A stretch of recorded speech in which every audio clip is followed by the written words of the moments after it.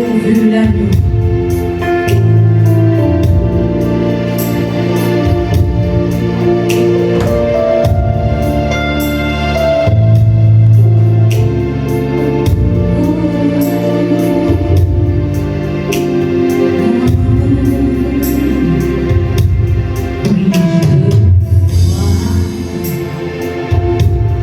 Oui, je le vois.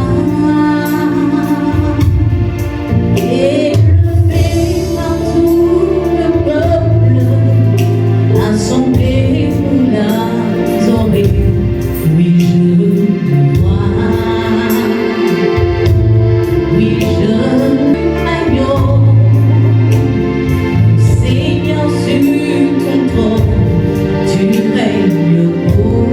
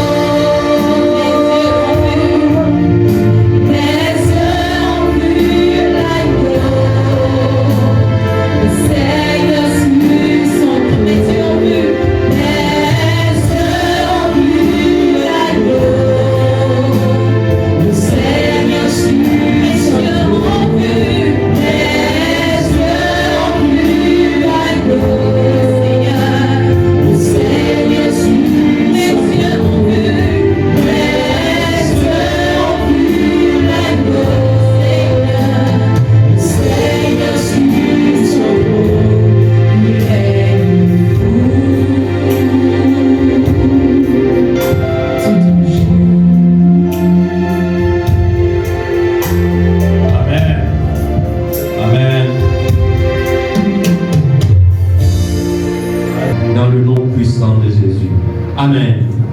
Amen. Amen. Je viens vers toi avec une question. Et la question que j'ai pour toi ce matin, c'est: qui est Dieu pour toi? Qui est Dieu pour toi? Vous voyez que c'est un bon sujet de micro-trottoir, non?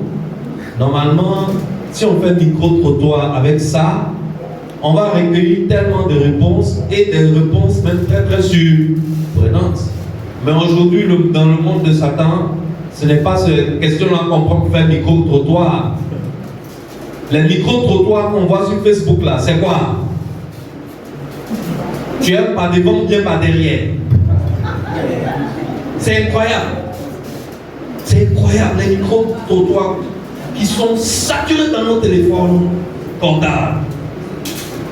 C'est souvent je suis atterré quand je vois la jeunesse. Tout ce qui intéresse la jeunesse, c'est le sexe. Mais est-ce qu'il n'y a que le sexe dans la vie? Il n'y a pas autre chose dans la vie? Et les micro-trottoirs qui sont sur Facebook, si ce n'est pas pour le nombre de coups, c'est pour la diversité de positions, c'est pour... Vous voyez ou bien vous ne voyez pas? Ou bien c'est moi seul qui suis choqué? C'est choquant. Mais voilà de bonnes questions qu'on doit prendre vers micro-trottoir. Qui est Dieu pour toi? Mais vous allez voir ce que les Ivoiriens vont dire. On aura des réponses suprêmes. Qui est Jésus pour toi? Quand on parle de salut, pour toi, qu'est-ce que c'est que le salut? Voilà les choses qu'on doit... Il y a tellement de choses nourrissantes et grandissantes pour l'homme qu'on ne peut pas faire micro-trottoir. Mais ce monde choisit les choses que Dieu a réservées qu'on fasse en 4 murs. Ça veut dire loin des regards des autres. C'est ça qu'on prend pour verser sur la place publique, on peut faire micro-trottoir. C'est sidérant. Et c'est ça que l'Église est chargée de venir corriger. Dis-moi amen. N'est-ce pas? Normalement, l'Église doit former des gens qui, arrivés dehors, vont à leur tour transformer les autres. Et ces choses-là doivent diminuer de plus en plus si l'Église fait son travail. N'est-ce pas? Mais revenons à notre sujet de ce matin. Qui est Dieu pour toi? Dans la Bible, il faut retenir que Dieu se révèle à nous en fonction de nos défis, en fonction de nos situations. Dieu se révèle à nous en fonction de ce que nous traversons. Le Dieu que nous adorons est un Dieu qui a de multiples facettes. Il ne se relève pas à nous en nous montrant toutes ses facettes d'un coup. Est-ce que tu vois? C'est en fonction de ce que tu traverses à un moment précis que Dieu te révèle l'une de ses faces qui répond à ce que tu es en train de traverser. En Genèse 17, Dieu s'est révélé à Abraham comme étant le Dieu tout-puissant. Et c'était dans un contexte très très précis.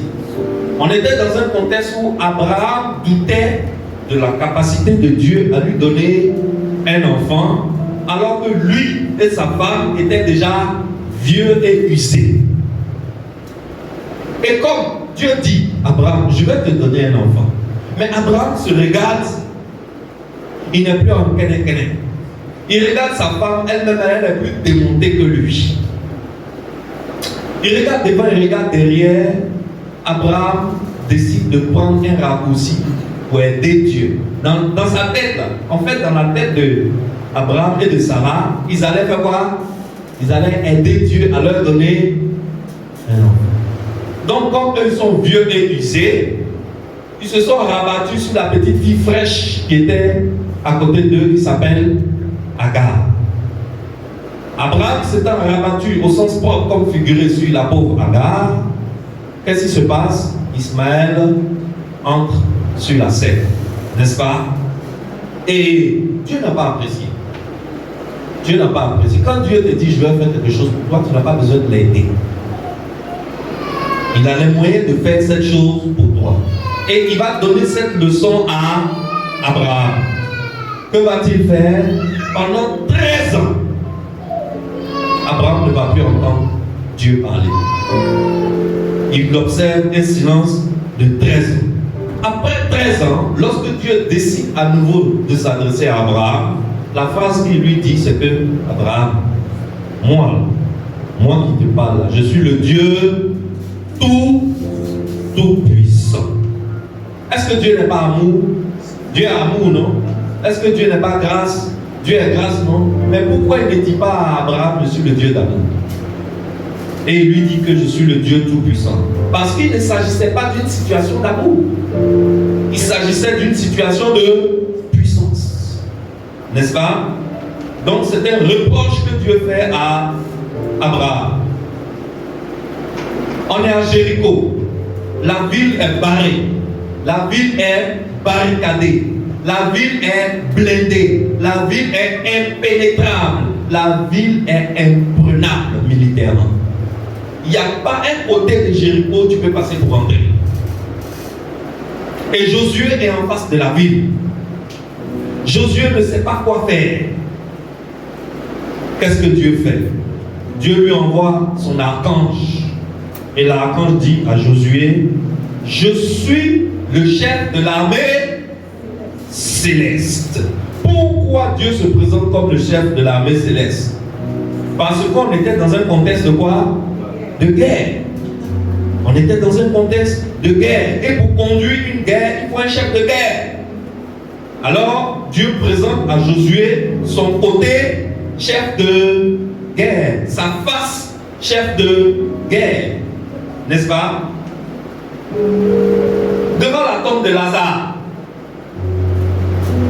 Dieu vient et il dit, je suis la résurrection et la vie. Vous voyez, non? Dieu, il a plusieurs facettes. Il a plusieurs aspects. Mais il ne se lève pas un matin et puis il te montre tous ces aspects en même temps. Il attend, lorsqu'il y a une situation, il va te montrer le côté, l'aspect de lui qui est la solution à ce problème, qui règle cette situation. Et c'est de cette manière que tu dois apprendre à appréhender Dieu. Tu peux t'amuser à faire cette recherche dans la Bible quand tu seras à la maison.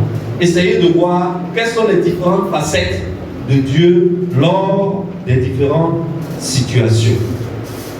Alors Dieu relève l'un de ses noms en face d'une situation donnée, parce que ce nom doit être la réponse à ta situation. Dieu est capable de régler toutes les situations. J'ai dit quoi? J'ai dit Dieu est capable de régler quoi? Toutes les situations. Il n'y a pas quelqu'un ici qui a dit que lui, sa situation là, Dieu n'a pas la solution. C'est pas possible. Il n'y a pas. Toi, ta situation, c'est quoi? Faut me dire. Ta situation, c'est quoi? On a découvert le sida, tu es séropositif, que tu vas mourir demain. Donc Dieu ne peut pas régler. C'est le sida, ça tue. Il n'y a pas de médicament de ça. Donc, Dieu n'a pas la solution à mon problème. Hein? Tu es sûr de ce que tu dis? Dieu a la solution à toutes les situations. Quel que soit ce que tu traverses, Dieu a quelque chose pour ça. Dis-moi amen bien. Amen. Si tu te retrouves dans l'obscurité, il est là. Il est la lumière. Il est la lumière. Si tu as faim, il est la manne qui tombe du ciel. Si tu traverses une adversité, il est le puissant guerrier fort dans les combats. N'est-ce pas?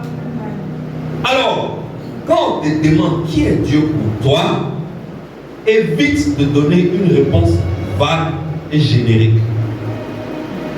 Si on fait micro-trottoir à Abidjan et on demande aux gens qui est Dieu pour toi, si on tombe sur un chrétien, on va savoir. Pourquoi? Il va dire il est tout pour moi. Non, il va dire il est tout pour moi. Il est tout pour moi. Mais c'est vague. Tout le monde peut dire il est tout pour moi. Ça, c'est une réponse générique. Il ne faut pas aussi donner une réponse théologique. Qui est Dieu pour toi? Considérant que, étant donné que dans le mot grec théos, il y a théocratie, etc. Mon ami, tu n'es pas fatigué. Qui est Dieu pour toi? Il faut répondre selon la situation qu'il est en train de régler pour toi en ce moment. Alors, je te repose la question. Qui est Dieu pour toi? Il est quelque chose par rapport à ta situation. Il est quelque chose par rapport à ma situation. On ne traverse pas les mêmes situations. Donc Dieu ne nous montre pas les mêmes facettes de lui. Nous allons prendre quelques exemples. Je vais voir si on a le temps. Si on a le temps, on va prendre 3 exemples. Si on n'a pas le temps, on va rester sur 2. Commençons par Abraham lui-même. En Genèse 22, Dieu demande à Abraham d'aller sacrifier son fils. Le verset 1 de Genèse 22 nous précise que c'était un test que Dieu faisait à Abraham. Il était en train de le tester. Il était en train de le mettre à l'épreuve. Abraham et son fils, ils prennent la route pour aller faire le sacrifice. Le fils, lui, ne savait pas ce que Dieu avait demandé à son papa. À un moment donné, le fils se rend compte qu'il y a un élément important qui manque. Parce qu'ils ont l'habitude de faire les sacrifices à la maison. Et quand on fait les sacrifices, on réunit un certain nombre de choses. Mais aujourd'hui, on est en train de partir quelque part pour faire sacrifice, mais il y a un élément très important du sacrifice qui manque. Quel est l'élément qui manque? Il a fait l'inventaire des choses, il a trouvé que qu'est-ce qui manquait? L'animal. N'est-ce pas? Il manque l'animal. En Genèse 22, verset 7, Isaac demande à son père, papa, mais où est l'agneau de l'Holocauste? Où est l'agneau qu'on s'en va sacrifier? Je vois le feu, je vois le bois, je vois le couteau, je vois l'encens, mais où est l'animal? Au verset 8, Abraham va nous montrer l'une des nombreuses facettes de Dieu. Abraham va nous montrer l'un des aspects de Dieu. Il dit à son fils, Isaac, mon fils, l'Éternel se pourvoira lui-même de l'agneau. Alors, dans ce contexte précis, qui est Dieu pour Abraham? Est-ce qu'il est le Dieu Tout-Puissant? Non. Ici, Dieu n'est pas le Dieu Tout-Puissant pour Abraham. Est-ce qu'il est le Dieu de toutes les grâces? Non. Ici, ce n'est pas le Dieu de toutes les grâces. Est-ce qu'il est le chef de l'armée céleste? Non, il n'est pas le chef de l'armée céleste. Dans ce contexte précis, il est le Dieu qui pourvoit. Il est le pourvoyeur. Alors, qui est Dieu pour toi? Qui est Dieu pour toi? Par exemple, on est en train de rentrer dans une nouvelle année. Je te conseille, on n'est déjà même rentré dans l'année, n'est-ce pas? Quand on veut rentrer dans une nouvelle année, fais alliance avec Dieu par rapport à l'une de ses facettes. Nous, à la destinée, cette année, on a fait alliance avec Dieu par rapport à sa puissance.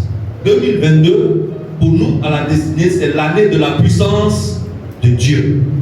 Pourquoi? Parce que c'est l'année où nous demandons à Dieu d'intervenir dans notre histoire pour révéler le diadème qui est caché à l'intérieur des cendres de nos vies.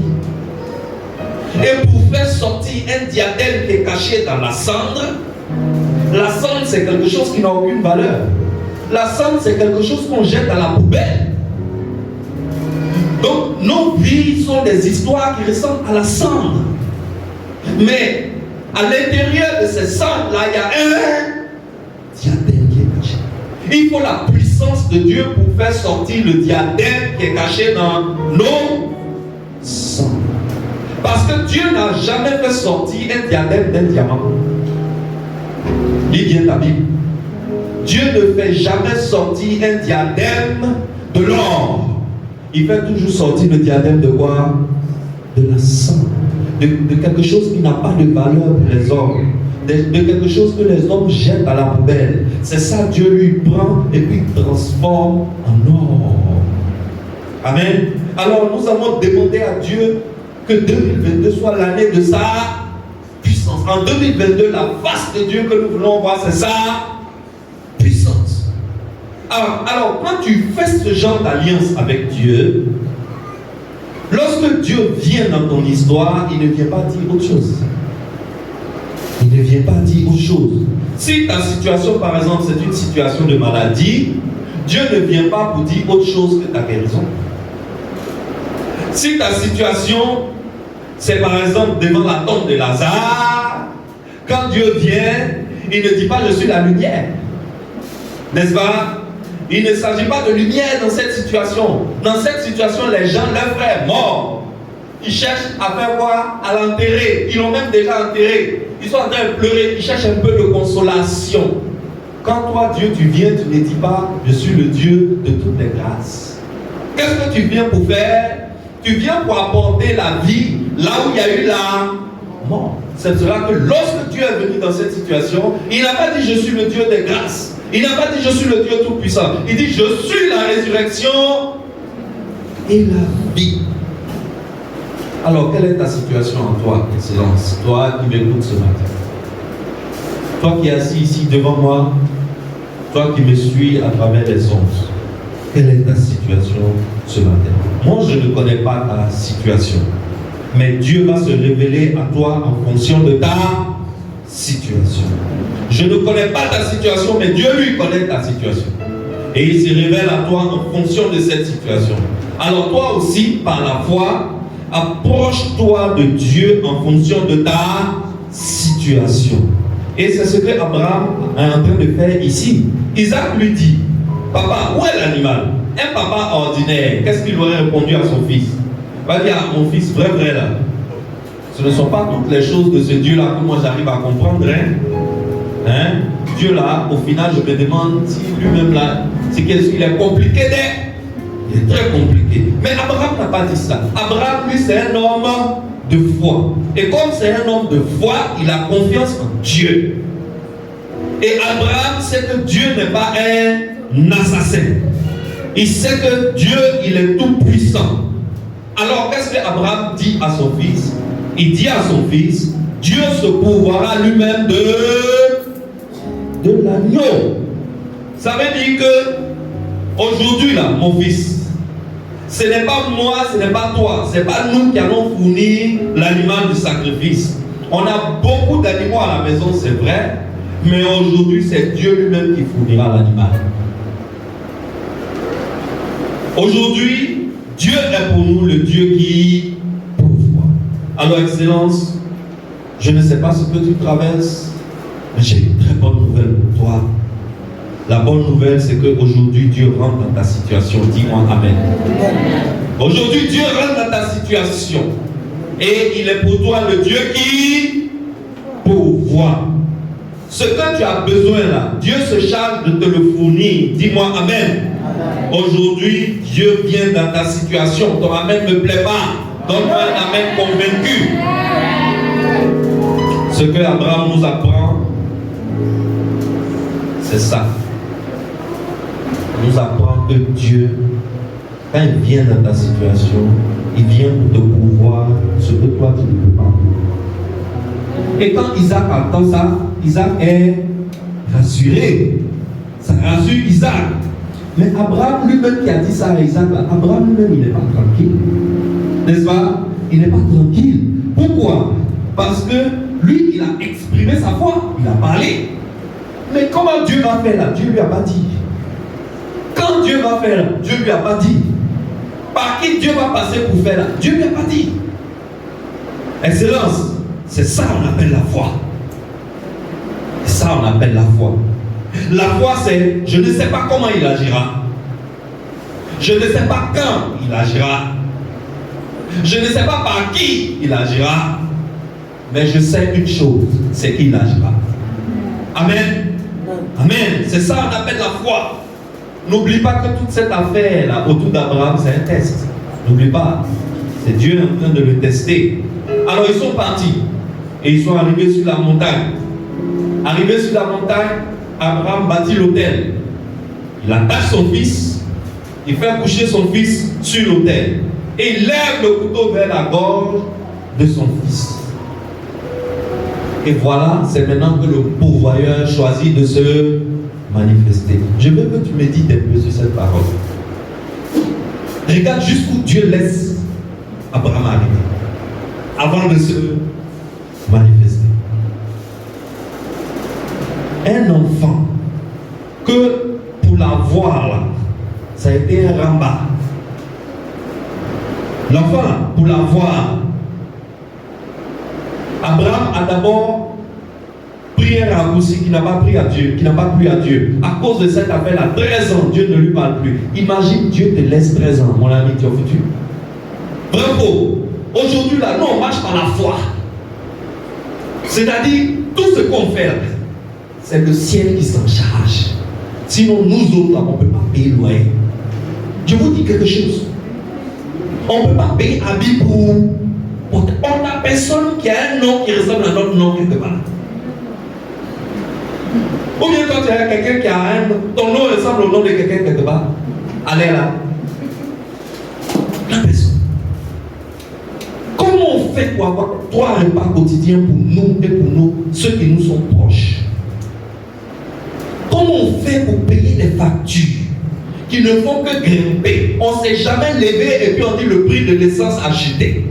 Je suis allé la dernière fois pour prendre l'essence, on m'a dit, ils ont dit 60 francs, c'est ça non? 40 francs, bien 60 francs.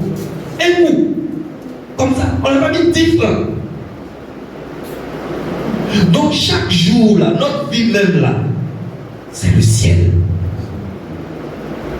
Maintenant, on dit le ciel se tait dans ta vie pendant 13 ans. Mon ami, c'est pas seulement tu vas aller au village, on va t'enterrer. C'est dans tous ces problèmes-là, à cause d'affaires d'enfants, Abraham a eu tous ces problèmes quand l'enfant est venu. L'enfant vient maintenant. Toi qui m'as donné l'enfant, toi qui m'as donné l'enfant, après m'avoir fait passer par un parcours compliqué, après m'avoir laissé devenir vieux comme un torchon, usé, avant de me donner l'enfant, tu me dis, moi, d'aller te sacrifier l'enfant. Moi, je ne sais pas que c'est un test. C'est parce que nous, on a lu Genèse 22, 1, qu'on sait que c'est un test. Abraham, lui, ne sait pas que c'est un test. Donc, Abraham est en train de partir, son fils est devant lui. Il y a Pharaon sur sa tête. Abraham tient le feu dans sa main. Ils sont en train de partir. Il y a un couteau sur la hanche d'Abraham. Il y a l'encens dans une autre main. Ils sont en train de partir. Il regarde son joli garçon, sans produit ghanéen, qui est devant lui, qui est en train de marcher. Le seul enfant que moi aussi j'ai pu avoir. Et il s'est dit que tout à l'heure, dans quelques minutes, l'enfant là sera mort. Et mort, ce n'est pas accident de la route, mort par ma pompe. Mais à cause de qui? À cause de celui qui m'a donné l'enfant. Ok, moi je suis un homme de foi. Donc Isaac s'en va. Isaac est rassuré par la réponse de son papa, mais son papa n'est pas tranquille. Et Dieu regarde Abraham. Ils arrivent, ils fabriquent l'autel. Dieu dit rien. On met le bois dans l'autel. Dieu dit rien. On met le feu. Dieu dit rien. On attache l'enfant. Il dit rien. Abraham fauche l'enfant. Il le fait coucher sur l'autel. Dieu dit rien. Abraham s'est dit, au moment où il va prendre le couteau va se coincer. Là, il va savoir que Dieu est intervenu. Il enlève le couteau, ça sort sur. Il soulève le couteau. Il dit, j'ai confiance. Ce Dieu-là, ce n'est pas un assassin. Il commence à descendre le couteau vers sa gorge et maintenant Dieu intervient. Pourquoi toi tu es pressé? Pourquoi toi tu es pressé? Si tu es pressé, c'est que tu ne sais pas le Dieu que tu adores. Tu ne connais pas sa nature.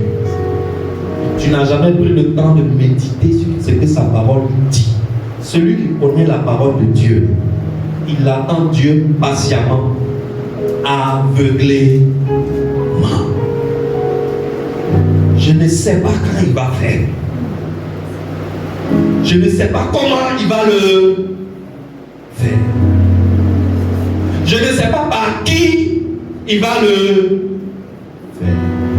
Mais je sais une chose. Je suis certain d'une chose. Il y a une chose que vous ne pouvez pas m'arracher. C'est qu'il le fera. Alors quand c'est comme ça, attends-le. N'est-ce pas? Quand c'est comme ça, attends-le. Attends-le patiemment. Et le pourvoyeur a parlé dans la situation d'Abraham. Je déclare qu'il parlera dans ta situation. Dis-moi amen. Le pourvoyeur parlera dans ta situation. Et le pourvoyeur dit à Abraham, arrête ta main. Maintenant je sais que je peux te faire confiance. Regarde derrière toi. Tu as dépassé un bélier. Prends le bélier, sacrifie-le à la place de l'enfant. Abraham se retourne. Voici un beau bélier qui est attaché dans les ronces. Il est passé devant, il n'a pas vu. Abraham cherchait juste un agneau pour sacrifier à Dieu. Dieu lui a donné un bélier. Je déclare que Dieu te donnera un bélier à la place d'un agneau. Dis-moi Amen. Manifeste ta foi dans ce Dieu. C'est un bélier qui va te donner. C'est pas un agneau qui va te donner. C'est pas un agneau qui va te donner. Je déclare que la façon dont Dieu a sécurisé le miracle d'Abraham là. Excellence. La route que Abraham a empruntée là, le bélier était là ou bien il n'était pas là? Il était là, n'est-ce pas? Pourquoi Abraham n'a pas vu? Parce que Dieu le lui a caché. Parce que Dieu le lui a caché. Dieu lui a caché ce bélier. Excellence. Le miracle que Dieu a attaché pour toi, il est déjà là. Mais Dieu te l'a caché. N'est-ce pas? Le miracle que Dieu a caché pour toi, ton bélier est déjà attaché. Mais aucun homme ne peut le voir. Aucun sorcier de ton village ne peut le voir. Aucun génie ne peut le voir. Parce que c'est Dieu qui a caché ce miracle pour toi. En son temps, il t'ouvrira les yeux et tu verras ton bélier. Et tu verras ton bélier. Je déclare que tu verras ton bélier. Alors, maintenant tu comprends pourquoi en Genèse chapitre 22, verset 2, Dieu dit à Abraham, va sur une montagne que je te montrerai. Pourquoi Dieu lui a dit d'aller sur une montagne que je te montrerai? C'est à cause de quoi? C'est à cause du bélier. C'est sur cette montagne-là que Dieu a attaché le bélier. C'est ça qu'il lui a dit, va dans le pays de Morija, sur une montagne que je te montrerai. En cette année 2022, excellence, ton miracle est déjà attaché. Ton miracle est déjà attaché. Et Abraham prend le bélier et il le sacrifie en lieu et place d'Isaac. Et quand il finit de faire le sacrifice, il érige un autel à cet endroit qu'il appelle Jéhovah Jireh, c'est-à-dire l'Éternel pourvoit.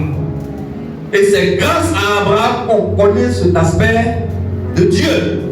Il est un Dieu qui pourvoit. Ton Dieu est un Dieu qui pourvoit. Ton Dieu est le Dieu pourvoit. L'apôtre Paul va plus loin. L'apôtre Paul dit dans le Nouveau Testament, en Philippiens chapitre 4, verset 15, et mon Dieu pourvoira à tous vos besoins selon sa richesse, avec gloire en Jésus-Christ. N'est-ce pas?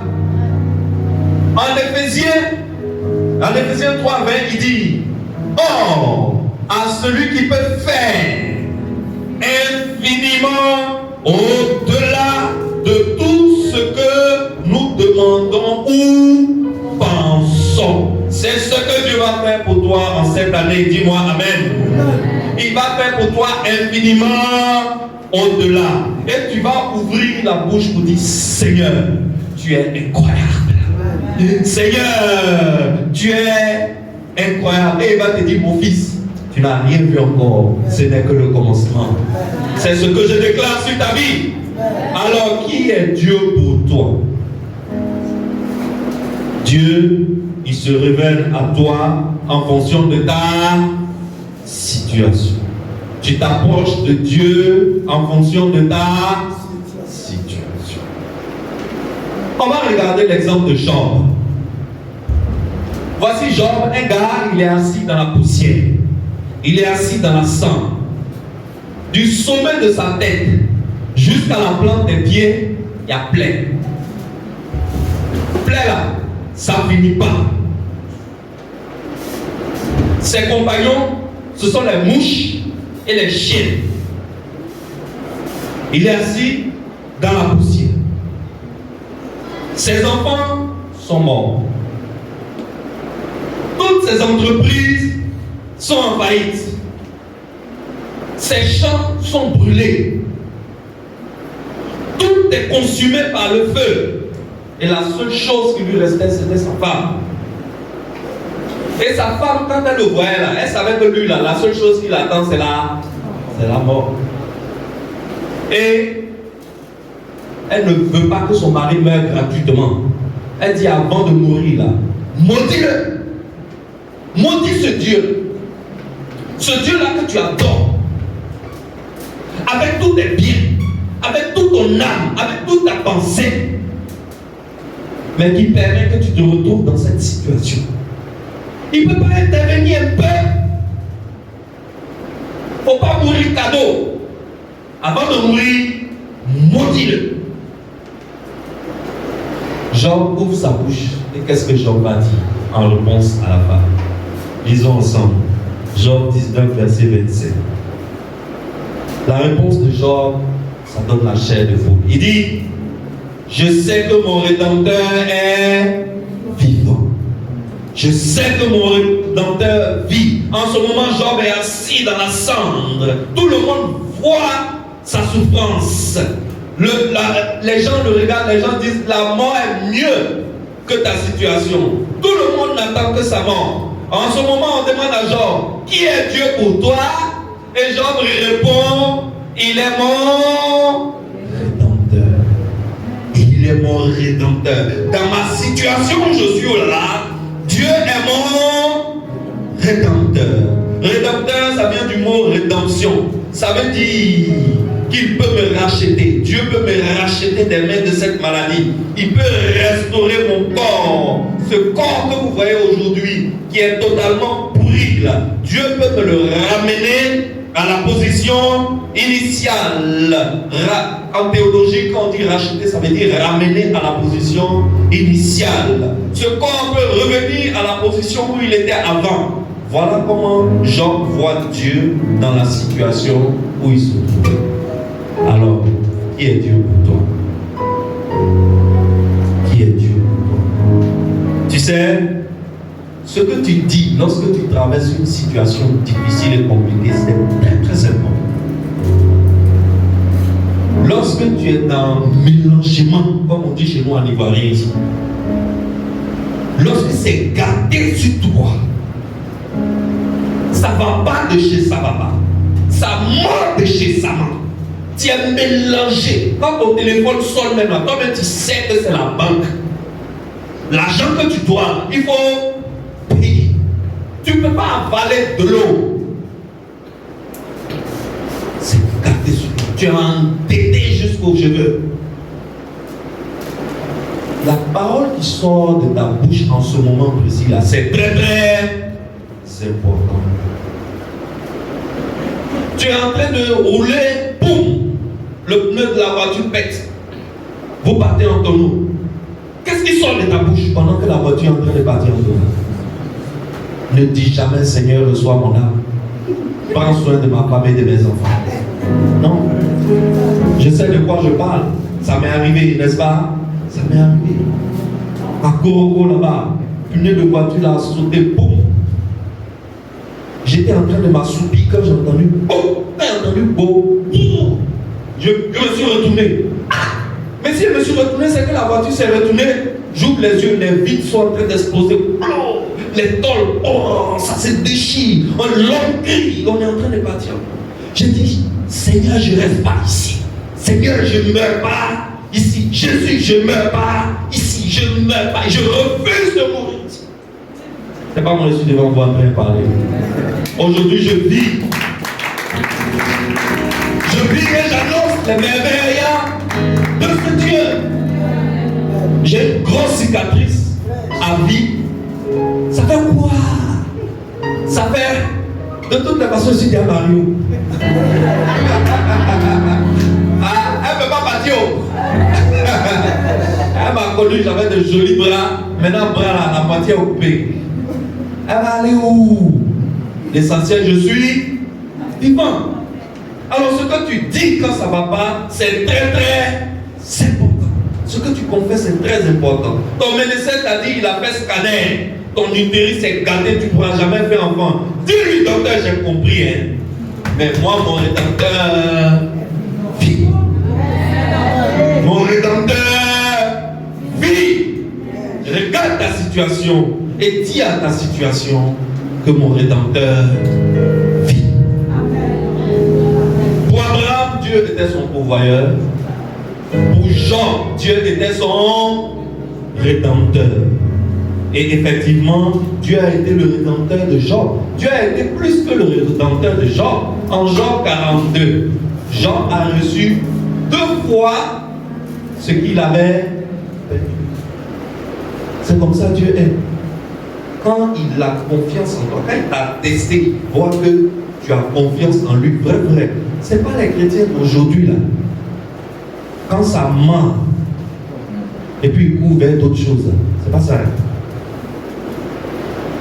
Ceux qui ont connu vraie preuve là, ils vont vous dire ce qu'on appelle les preuves. Il faut laisser vos petits amusements. Tu es moisi, tu dois 100 000 à quelqu'un, tu te caches de lui, et puis tu as croisé au carrefour, tu ne sais pas comment tu as fait, il a soulevé ton pantalon, on dirait contrôleur de bus qui a attrapé voleur de bus. Ça, c'est pas problème. Ça, c'est pas problème. Demandez aux hommes d'affaires, ils vont vous dire ce qu'on appelle problème. Le gars est là et puis il doit 250 millions de gens, et puis lui-même, il n'a pas 250 millions pour manger. Il va faire comment? Il va faire comment? Quand son téléphone sonne, quelqu'un l'appelle. Mon ami, mais mon argent là? Tu regardes la nourriture qu'on a mis sur la table, tu ne peux pas avoir. Tu peux pas avaler. C'est ça qu'on appelle problème. C'est là où Dieu t'attend. C'est en ce moment-là que le pouvoir va se manifester, mais ça dépend de ce que tu confesses. Qu'est-ce que tu confesses? Qu'est-ce que tu confesses? Excellence, qui est Dieu pour toi? Il ne faut pas dire qu'il est tout pour moi. Non. Face à ta situation, il y a un aspect de Dieu que tu dois connaître. Dis-moi Amen. Et quelle que soit ta situation, il y a forcément un aspect de Dieu qui répond à cette situation. Il me reste 5 minutes. Je vais vous donner un 3e exemple. Les 3 jeunes Hébreux. Nebuchadnezzar, un matin, décide que dans son royaume, il a fait une statue. Tout le monde doit adorer cette statue. Et il y avait Shadrach, Meshach et Abednego qui étaient des hommes de foi, des gens qui croient en Dieu. Et dans la loi de Dieu, il a été clairement dit: tu adoreras le Seigneur ton Dieu et tu le serviras lui seul. Tu ne te prosterneras pas devant une idole et tu ne te feras point d'image taillée. C'est clair dans sa loi, dans leur loi. Donc, quand Nebuchadnezzar a fait sa statue, ils ne l'ont pas adoré. Et le roi n'est pas content. Il les convoque pour leur donner une 2e et dernière chance. Les 3 jeunes Hébreux se présentent au palais du roi. Et le roi leur dit: j'ai appris que vous là, vous ne voulez pas adorer moi, ma statue. C'est vrai ça? Ok. Je vais vous donner une seconde chance pour le faire. Et là, c'est devant moi ici. C'est devant moi ici. Si vous ne faites pas ce que je vous dis, je vous assure, je vais vous griller comme viande dans le feu. Tout de suite, vous voyez le feu qui est là-bas. C'est à cause des gens comme vous. Il y a vous mettre dedans. Tout de suite. Quelle est la réponse des 3 jeunes Hébreux? Daniel 3, 16 à 17. Shadrach, Meshach et Abednego répliquèrent au roi Nebuchadnezzar: nous n'avons pas besoin de te répondre là-dessus. Voici notre Dieu que nous servons peut nous délivrer de la fournaise ardente. Et il nous délivrera de ta main, ô roi. Qui est Dieu pour Shadrach, Meshach et Abednego? Il est le Dieu qui délivre. Il est le Dieu qui délivre. Et Nebuchadnezzar pique une colère noire. Il est furieux. On a touché à son orgueil. On ne parle pas au roi comme ça. En plus, le roi lui-même, par magnanimité, vous donne une 2e chance. Là, vous devez parler bien, non? C'est maintenant même vous gâter. Ah bon? La Bible dit son visage a changé. Le visage du roi a changé. Alors, il fait réchauffer le four 7 fois. Qu'est-ce que ça veut dire? Ça veut dire que si c'était 2 ou bien 3 troncs d'arbres qu'on a mis dans le feu, tu prends les 3 troncs d'arbres, tu multiplies par 7.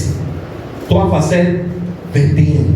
Au lieu de 3 troncs d'arbres pour alimenter le feu, on a mis 21 troncs d'arbres pour alimenter le feu. Imagine. Imagine la colère du roi. Si c'est toi, tu vas céder ou bien tu ne vas pas céder. Mais Shadrach, Meshach et Abednego dit, nous là, on ne cause pas un toit sur ça. C'est quand on causait un toit que tu vas vouloir nous convaincre. Ça là, nous on cause pas. On n'adore pas ta statue. Et le roi dit, on va voir quel est le Dieu qui vous délivrera de mes mains. Le roi est aveuglé. Le roi est aveuglé par la colère. Parce que à partir de ce moment-là, il n'a plus affaire aux 3 jeunes Hébreux. Quand tu dis, je vais voir quel est le Dieu qui vous délivrera de mes mains, tu n'as plus affaire aux jeunes Hébreux, mais tu as affaire à qui? À leur Dieu. Il faut éviter des choses. Il y a des paroles là, mon ami. Ce que tu sors de ta bouche est important. Et Nebuchadnezzar, dans sa colère, a dit, je vais voir quel est le Dieu. C'est-à-dire, il saute maintenant les enfants, il s'adresse à leur Dieu. Excellence. Ce matin, c'est moi qui parle à tes ennemis.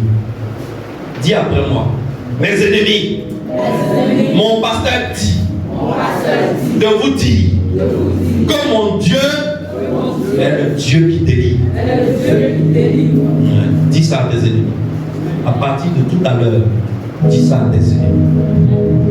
Que ton Dieu, c'est le Dieu qui délivre. Et vous connaissez la suite. On n'a pas pris n'importe qui dans la main pour les jeter là-bas. On a pris les gros bras. Les gros bras qui sont partis les jeter dans le four. Arrivés à la lisière du four. C'est-à-dire qu'ils ne se sont même pas encore bien approchés. Arrivés à la lisière du four, ils ont jeté Shadrach, Meshach et Abednego. Pourquoi ils les ont jetés? Parce qu'eux-mêmes là, ils ne pouvaient plus tenir. La Bible dit le feu les a consumés entièrement. Tous les gros bras. Et la Bible dit Shadrach, Meshach et Abednego sont tombés au milieu de ce feu. Et ce même feu qui a brûlé, qui a consommé entièrement son dao, son fusil, son treillis, ses régresses, son caleçon, tout est entièrement brûlé. Le même feu Shadrach, Meshach et Abednego rentrent dans le feu, ils ont froid. Hey! Oh, je croyais que tu n'avais pas compris. Si tu veux acclamer, acclame bien.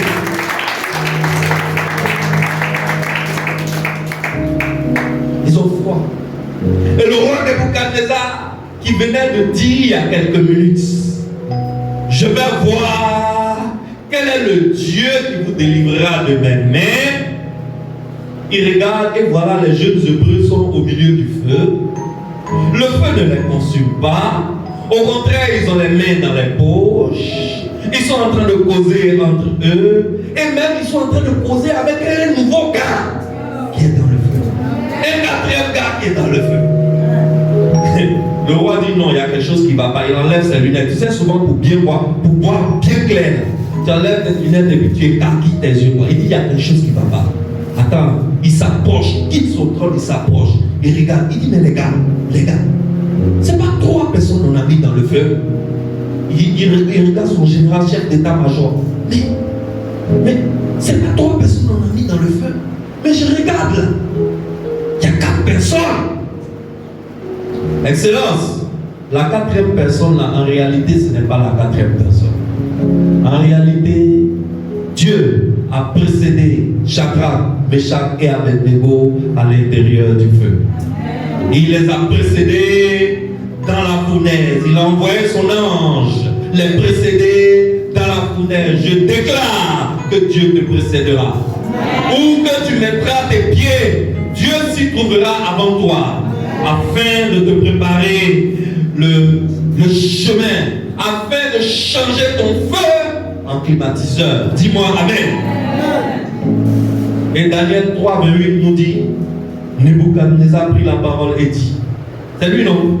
Tout à l'heure il dit, je vais voir le Dieu qui va vous délivrer. Écoute ce qu'il dit. Regarde le témoignage de Nebuchadnezzar. Béni soit le Dieu de Shadrach, de Meshach et d'Abednego, lequel a envoyé son ange et délivré ses serviteurs qui ont eu confiance en lui et qui ont violé l'ordre du roi et livré leur corps plutôt que de servir et d'adorer autre Dieu que leur Dieu. Oh, que c'est bien dit. Oh, que c'est bien dit. Excellence, tes ennemis vont changer de langage. Tes ennemis vont chanter les louanges du Dieu que toi tu adores. Excellence, qui est Dieu pour toi? Pour Abraham, il est le pourvoyeur. Pour Job, il est le rédempteur. Pour Shadrach, Meshach et Abednego, il est leur délivrance. Alors, qui est Dieu pour toi? Ne me dis pas qu'il est tout pour moi. Ne me dis pas qu'il est Adonai, El Shaddai, Elohim. Ça, ce sont des réponses théologiques. Ce sont des réponses génériques. Donne-moi une réponse qui a trait à ta situation personnelle. Pour conclure, lisons Psaume chapitre 3, versets 1 à 2. Psaume 3, 1 à 2. Il est dit, Psaume de David, à l'occasion de sa fuite devant Absalom, son fils. Ô Éternel, que mes ennemis sont nombreux. Quelle multitude se lève contre moi. Combien qui disent à mon sujet, plus de salut pour lui auprès de Dieu. Voici ce que les ennemis de David disent contre David. Et c'est ce que toi aussi tes ennemis disent contre toi aujourd'hui. N'est-ce pas? Il dit, c'est fini pour lui. Son Dieu l'a laissé. Quand on dit il n'y a pas d'intervention céleste pour lui, là, c'est ce que ça veut dire. Son Dieu l'a laissé. Il est à notre merci maintenant. Et il veut se ruer sur toi pour t'achever. C'est une mauvaise idée. C'est une très mauvaise idée. C'est pas une bonne idée. Qu'ils attendent un peu avant de se ruer sur toi. Qu'ils attendent un peu. Dis à tes ennemis, attendez un peu. Dis-le avec conviction. Mes ennemis, attendez un peu. Ici, nous sommes en plein coup d'état. Nous sommes en plein coup d'état. Le roi David est en train de subir un coup d'état organisé par son propre fils, Absalom. Et la chose même qui a fait que la situation est foutue même, c'est qu'il y a des gens qui sont stratégiques dans le camp de David qui ont rejoint Absalom. Et ces gens-là, ils sont en train de montrer à Absalom ce qu'il doit faire pour affaiblir complètement David. Et quand l'enfant a fait ce que les gens ont dit, ça marche. Et voilà comment Absalom a pu percer la garde républicaine de David, la garde royale de David, et il est rentré en force dans le palais de David. David va faire comment? Les gens veulent te tuer pour prendre ta place. Il est obligé de fuir. Et David a fui. En ivoirien, on dit la pan. Et l'enfant là, sur les conseils de ses gars, il allie toutes les femmes du roi. Il monte sur la dalle de la maison, il fait installer une tente et il allie toutes les femmes du roi et il couche avec elles une à une, devant tout le peuple. C'est une façon de dire, à partir de maintenant, je suis le nouveau coq dans la basse-cour et toutes les poules m'appartiennent. C'est-à-dire, c'est un truc, ça casse le moral. Et les ennemis de David, quand ils ont vu ça, ils disent, oh, cette fois-ci, c'est la fin. Il n'y a plus de salut pour David. Son Dieu l'a laissé. Son Dieu l'a laissé. En ce moment précis, si tu demandes à David, qui est Dieu pour toi, est-ce qu'il te dira, l'Éternel est mon berger, je ne manquerai de rien? Non. Ce n'est pas ce qu'il va te dire. Écoute ce que David a dit en ce moment précis. Psaume 3, verset 4. Mais toi, ô Éternel, tu es mon bouclier, tu es ma gloire, et tu relèves ma tête. Dis après moi, tu es mon bouclier. Absalom, il est déjà dans le palais en train de toucher les mousseaux de David. Achitophel s'est installé dans le bureau du premier ministre. Il est déjà en train de faire des consultations pour mettre en place un nouveau gouvernement. Les rênes du pouvoir ont échappé aux mains de David. Ça veut dire que là où les putschistes sont, ils sont très avancés dans leur putsch. Mais quand David ouvre la bouche, pendant qu'il est en train de fuir, les gens sont derrière lui pour l'attraper, pour le tuer. Quand David ouvre la bouche, il déclare: tu es mon bouclier. Ça veut dire quoi? Ça veut dire que toute arme forgée contre moi sera sans effet. Et il ajoute: tu es ma gloire et tu relèves ma tête. Ça veut dire, mon Dieu, malgré ma situation, je ne vais pas connaître la honte. Ce sera la gloire, car tu es ma gloire. Oh, lève la main, dis: tu es ma gloire. Tu relèveras ma tête. Si tu demandes à David qui est Dieu pour toi, il va te dire: il est celui qui relève la tête. Il est le Dieu qui relève la tête. Laisse-moi te dire, enfant de Dieu, il relèvera ta tête. Au bureau là-bas, tu ne baisseras pas la tête. Dis-moi amen. Dans ta famille, tu ne baisseras pas la tête. Devant tes frères et tes soeurs biologiques, tu ne baisseras pas la tête. Excellence, quelle que soit la situation, tu ne vas pas connaître la honte. Dieu ton Père est un Dieu qui relève la tête. Alors qui est Dieu pour toi? Qui est Dieu pour toi? Ta réponse est fonction de ta situation. Et effectivement, la situation va changer pour David. Un coup d'état qui est parfaitement mené, rondement mené. David est en fuite. Il y a quelqu'un qui est en train de souiller ses femmes. Son propre fils est en train d'aller avec ses femmes devant tout le peuple. Achitophel est en train de constituer un nouveau gouvernement en demandant aux agents de David de se rallier. Il y a un communiqué qui est en train de passer à la radio, qui est en train de dire aux militaires qui sont restés fidèles à David: ralliez-vous, c'est pas la peine. Sinon, dès qu'on vous attrape, on vous tue. La situation était totalement hors de contrôle. Ils ont placé des chars à tous les carrefours de la RDI. Et David est en fuite. Mais la situation a quand même changé. La situation a quand même changé.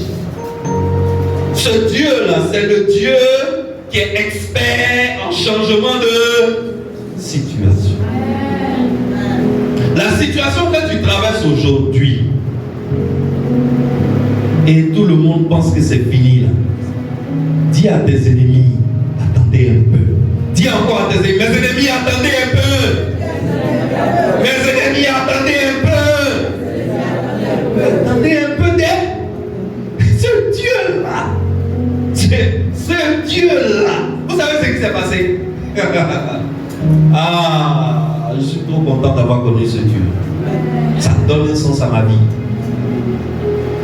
Absalom, qui est le nouveau coq, qui est le nouveau roi, qui a Joab, le chef d'état-major de David, avec lui, qui a Achitophel, le conseiller spécial du chef de l'état, avec lui, qui a plus de la moitié des militaires de David avec lui, qui est déjà en train de toucher les mousseaux de David. On lui dit que David est dans une telle ville, on vient de le voir avec ses gars en train de courir. Absalom sort du palais, il laisse affaire des femmes pour le moment. Il prend un cheval, il prend sa garde rapprochée, et puis ils vont à toute vitesse pour aller attraper David, pour le liquider. Parce que tant que David n'est pas mort, lui aussi ne peut pas régner en paix. Il court derrière David. Qu'est-ce qui se passe? Absalom, la Bible nous l'a décrit. C'est un gars, joli garçon, beaucoup de cheveux, barbe noire, bien fournie. Quand tu le vois, même il ressemble à roi. C'est ça qui l'a trompé en fait. Il ressemble à roi. Quand lui-même les nez, il se regarde, il dit: moi là, je ne peux être que roi. Il passe sous un arbre là, ses longs cheveux là, ramenés par le vent, ses cheveux s'accrochent à l'arbre. Ses gars s'en vont pour le laisser. Il est accroché, la personne l'a vu. Et c'est un soldat qui est resté fidèle à David, qui passait et qui a vu Absalom accroché par les cheveux à un arbre. Sans se poser de questions, il a sorti son épée et l'a coupé tête. Absalom est mort. Quand vous êtes en train de faire le coup d'état, si celui qui est devant vous, là, si on l'a touché, les gars, affaire là, c'est gâté. Et Achitophel, qui est le conseiller numéro 1 de Absalom, il a appris que Absalom est mort. Achitophel, c'est un gars très intelligent. Quand il a entendu que Absalom est mort, automatiquement il a compris que son Dieu ne l'a pas encore laissé. Le Dieu de David ne l'a pas encore laissé. Si on dit Absalom est mort, à l'heure où on est en plein coup d'état, on a déjà pris tout le pays. On dit Absalom est mort, c'est que le Dieu du gars là ne l'a pas encore laissé. Dis à tes amis, attendez un peu. Mes ennemis, attendez un peu. Mes ennemis, attendez un peu. Achitophel est rentré chez lui, il ne s'est pas posé de questions, il a pris corde. Il s'est pendu. Les quelques militaires qui sont restés fidèles à David, ils sont rentrés dans le palais, ils ont balayé tous les gars de Absalom et de Achitophel. Ils ont nettoyé le palais et ils sont allés chercher David. Et puis ils disent, mon roi, viens t'installer. Allez là, c'est propre. Je déclare que la situation difficile que tu traverses actuellement changera à ta faveur. Comme ça a changé à la faveur de David. Le Dieu dont nous parlons, c'est un Dieu qui relève la tête. C'est un Dieu qui relève la tête. Ce royaume-là dans lequel nous sommes, c'est un royaume qui est fondé sur la croix. Le fondement de ce royaume, c'est la croix. Le prix le plus cher a été payé pour toi à la croix. Regarde Job. Jésus n'était même pas encore mort. Job dit, mon Rédempteur vit. Maintenant que toi tu vis au moment où le prix le plus élevé a été payé pour toi à la croix, lorsque tu traverses une situation difficile, le recours que toi tu as est plus puissant que le recours de Job. Dis-moi Amen. Parce que toi, tu as le recours qu'on appelle la croix. Ton recours, c'est la croix. La croix, c'est le trône de Dieu. La croix, c'est l'autel le plus puissant de tous les autels qui existent. Il n'y a aucun autel qui soit au-dessus de la croix. Et Job n'avait même pas le recours que toi, tu as aujourd'hui. Ça veut dire que si Job, dans sa situation, gâté, dit mon Rédempteur vit, c'est que toi, pour toi, il n'y a même pas de situation gâtée. Dis-moi Amen. Faut leur dire c'est échauffement. Faut leur dire qu'ils sont en train de t'échauffer seulement. Ils ne peuvent pas t'atteindre. Tes ennemis ne pourront pas t'atteindre. Le Dieu qui relève ta tête, la tête relèvera ta tête. Mets la main sur ta tête, je vais prophétiser sur ta tête. Mets la main sur ta tête. Cette tête ne sera jamais abaissée, dis-moi Amen. Elle ne sera jamais abaissée devant tes collègues. Elle ne sera jamais abaissée en famille. Elle ne sera jamais abaissée devant tes frères et tes sœurs. Cette tête ne sera jamais abaissée. Car il y a quelqu'un qui relève cette tête, dis-moi Amen. Il relèvera cette tête avec gloire. Tes ennemis changeront de champ. Dis-moi Amen. Tes ennemis changeront de champ. Les mêmes personnes qui ont dit cette fois-ci son Dieu l'a laissé. Les mêmes personnes diront, le Dieu que tu adores est un Dieu puissant. Dis-moi Amen. Il met tes pieds sur le roc. Il met tes pieds sur le roc. Si tu peux faire comme moi, si tu peux faire comme moi. Il met tes pieds sur quoi? Il met tes pieds sur le roc. Il met tes pieds sur le roc. J'annonce que mon Dieu met tes pieds sur le roc. Et tes ennemis changeront de champ dans le nom puissant de Jésus-Christ de Nazareth. Tes ennemis changeront de champ. Mes ennemis changeront de champ. J'annonce cette année 2022, le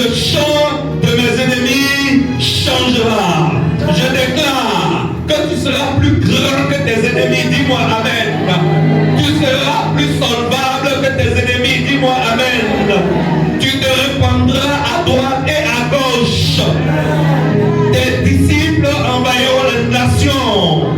Temple gloire. Tes peuples peupleront des villes désertes. Il élèvera ta tête avec gloire. Est-ce qu'on peut bénir le nom de ce Dieu qui relève la tête? Il est le Dieu qui relève notre tête. Il est le Dieu qui relève notre tête. Qui est Dieu pour toi? La voix de la destinée se met en place pour nous chanter ce chant qui nous dit: oh, comment te dire ce que je ressens? Tes bienfaits sont trop grands. Qui est Dieu pour toi? Maintenant tu peux y répondre, n'est-ce pas? Maintenant tu ne pourras pas dire il est tout pour moi.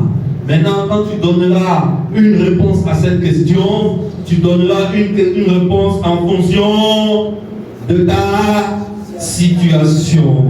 D'ici la fin de l'année, le Dieu de cette église relèvera ta tête. Dis-moi Amen. Il est le Dieu du débordement. Et tu déborderas à gauche et tu déborderas à droite. Cette année, cette église, le temple gloire de Belleville, notre tête sera relevée et nous réaccuserons du monde. Nous, les gens viendront de partout pour entendre dans cette église les merveilles de ce Dieu. Le compte en banque de l'église débordera de liquidités. Et le compte en banque de chaque membre de l'église débordera de liquidités. Afin que nous puissions bâtir un temple à l'éternel. Qui est Dieu pour toi? Il est notre gloire. Il est celui qui relève nos têtes. Est-ce qu'on peut le bénir? Est-ce qu'on peut bénir ce Dieu? Que ma vie soit une